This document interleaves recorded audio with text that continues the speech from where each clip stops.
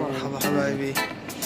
هاي محطة انتويرب سنترال، محطة قديمة يعود تاريخها تقريبا لل 1900، وأيضا كبيرة جدا ضخمة.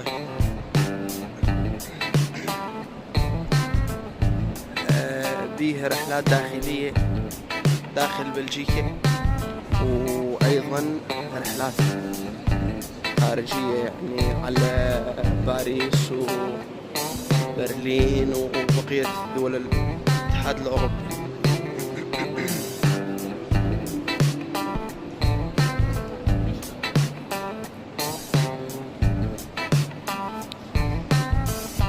هذا بكل طابق موجود أرصفة مال قطارات، يعني للقطارات.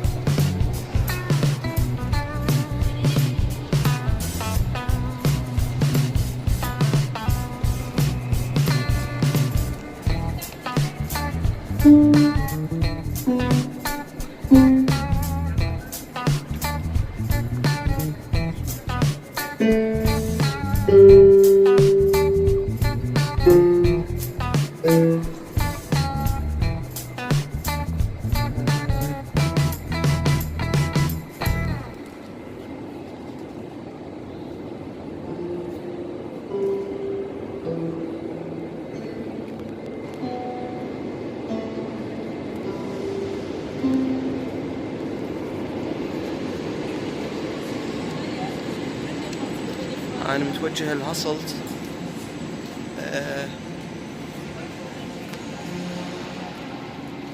سبور 13.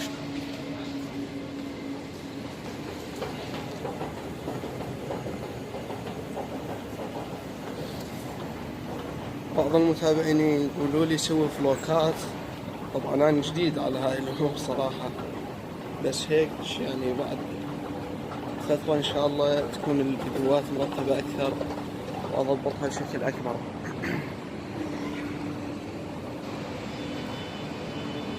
هذا القطار اللي يوديني لمدينتي هاسلت.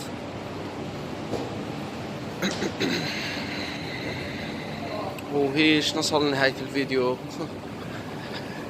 عن إذنكم، وإن شاء الله قريبا أجيكم فيديو آخر. أحبائي.